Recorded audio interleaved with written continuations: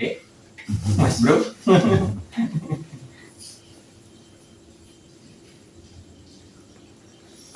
Jadi kali ini pulau nih ono sing tak sharing dong Mas kali sampean. Dari selama ini mendengarkan atas penjelasan dari sampean, sharing-sharingan dari sampean itu tadi pulau nggih bahasa Jawa ini tambah penasaran, tambah kepingin lebih jauh, tambah lebih lagi ada aja yang kepingin saya sharingkan tentang sampean itu. Tapi yang penting ku bisa dipraktekkan ya Mas. Oh, tahu tapi gak dipraktekkan. nah itu. Lah ya saya coba praktekkan kan, terus kan kepingin ada yang saya sharingkan tadi, jadi lebih penasaran dari awal kita membahas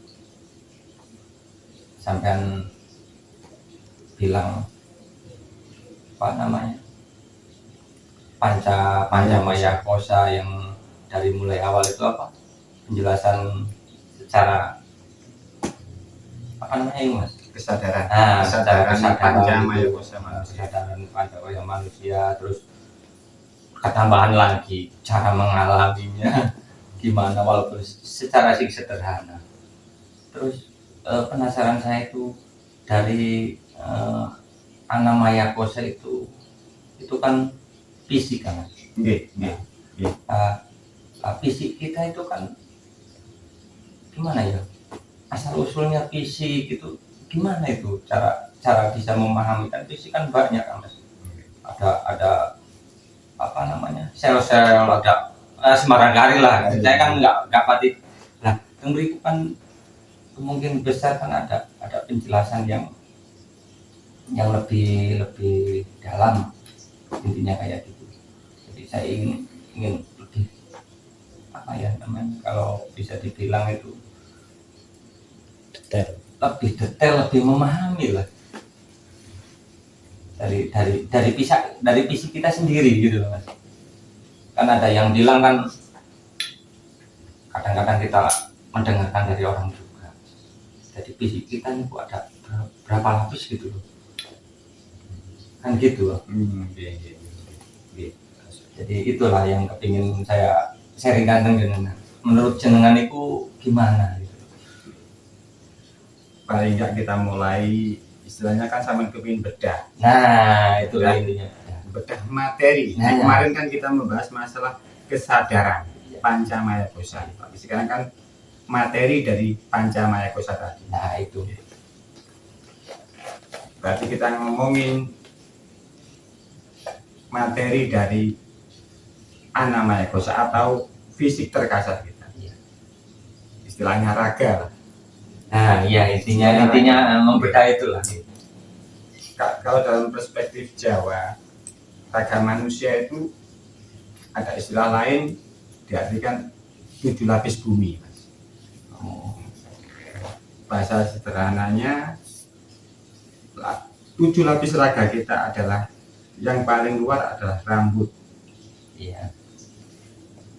kemudian kulit, kemudian daging, kemudian otot, kemudian darah, kemudian tulang, dan selanjutnya adalah sumsum.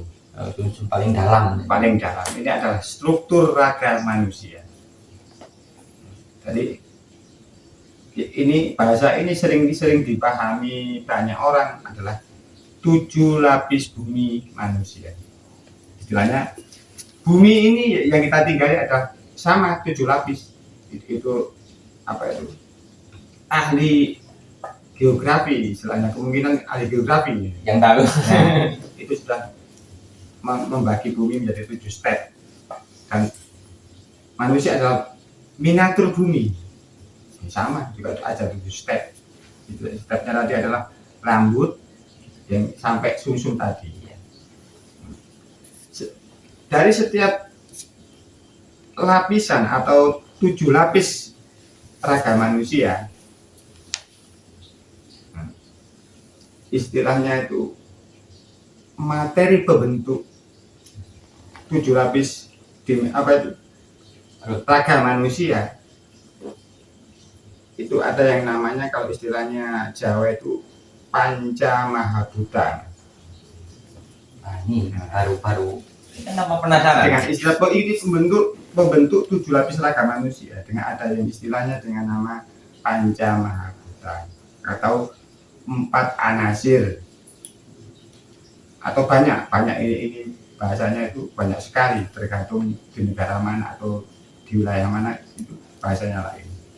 Setelahnya pembentuk dari 7 lapis raga manusia itu ada tanah, air, udara, api, dan ruang.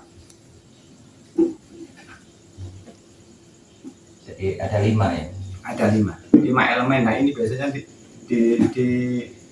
di banyak kebudayaan, khususnya dalam perspektif budaya Jawa namanya panca mahabhuta atau 5 elemen, bahasa lainnya 5 elemen pembentuk raga manusia. Jadi setiap rambut kita sampai sumsum kita itu disusun dari 5 elemen. 5 elemen. Loh, dari mana elemen ini? Sebuah contoh ketika sampean makan nasi, sebutir padi, sebutir nasi itu. Nasi adalah kolaborasi dari tanah, air, api, udara, dan ruang.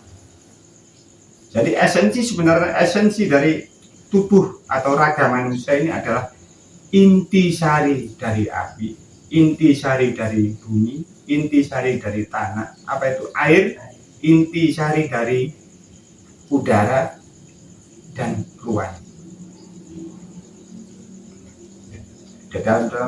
Dalam beberapa kajian keilmuan 70% tubuh kita adalah air, 16% adalah tanah, 6% adalah udara, dan 4% adalah api. Jadi kalau sudah membedah kayak gini kita harus bukan memahami, intinya kita harus mengenal itu semua, Mas ya. Jadi kita harus mengenal yang namanya air, kita harus mengenal yang namanya apa tadi, api, Tanah, udara, dan ruangan itu tadi. ya pastinya. Makanya untuk arah pengenalan yang lebih jauh, ini biasanya beberapa kali saya sarankan untuk berguru atau dibimbing oleh seseorang yang ahli di bidang ini. Cuman kan saya tidak membicarakan itu, saya hanya kaweruhnya saja. Minimal sampean tahu rambut sampean sampai sumsum sampai itu terbentuk dari 5 elemen ini. 5 elemen pembentuk raga manusia. Dan ini perlu sampean kenali. Jadi kalau sudah kenal ini, justru kita juga bisa mengenal ya yang namanya susunan 7 lapis itu dari rambut sampai sumsum itu kita juga bisa mengenal itu, Mas. Pasti. Oh itu milik sampean. Oh itu milik sampean. Untuk mengenal lapis-lapis itu, Mas, ada metode-metodenya, Mas. Bahasa Indonesia kan kayak gitu. Kalau nek bahasa Jawa nih, ya apa carane? Metode untuk mengenal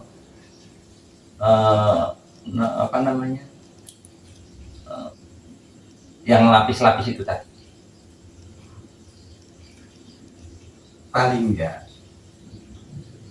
kalau sampean sekedar hanya untuk mengenal, mungkin paling enggak sampean sudah bisa mengenal karakter tubuh sampean, karakter tanah sampean, karakter air sampean, karakter udara sampean, dan karakter api sampean. Karena apa? Elemen ini ada di setiap sel sampean. Saya bilang tadi 70% air, 16% tanah, 6% udara, 4% api, sisanya adalah ruang. Ini bukan di dalam tubuh, tapi di setiap sel rambut sampean, di setiap sel tulang sampean, di setiap sel sumsum sampean. Itu susunannya begitu. Susunan Mas. Dan 7 lapis raga kita yang membantu kita beraktivitas sehari-hari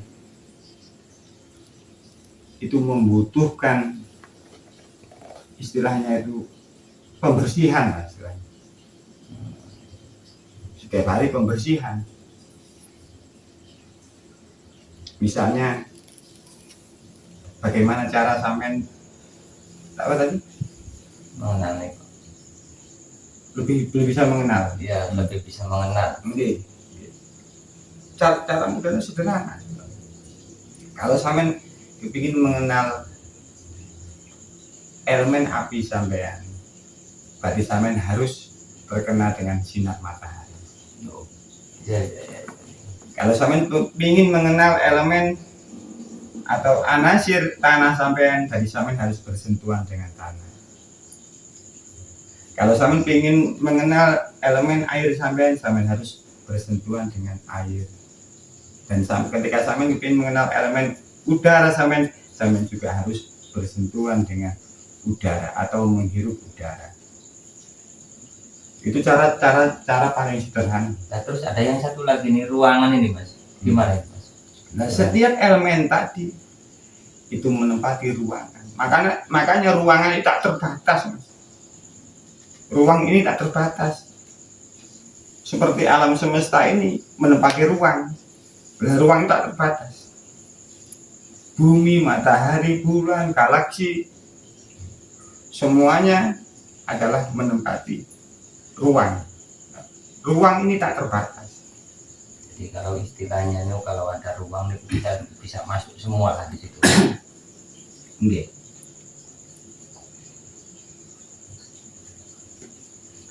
Paling sederhana begitu. Jadi kalau sampean kepingin lebih kenal, paling sederhana, sisihkan beberapa menit dalam sehari. Biarkan tubuh sampean menginjak tanah tanpa alas kaki. Tanpa alas kaki. Itu namanya membersihkan atau untuk mengenal elemen pembentuk 7 raga kita. Itu cara sederhana. Jadi ini kalau diibaratkan kita mau kepingin kenal itu kan harus dekat dulu lah. Dekat dulu. Itu kan saya hanya apa itu istilahnya membahas hanya kawat tapi bisa sampean lakukan langsung. Iya. Biar kenal elemen tanah sampean harus menyentuh tanah. Biar kenal elemen air sampean harus menyentuh air. Biar kenal elemen udara sampean harus menghirup udara bebas.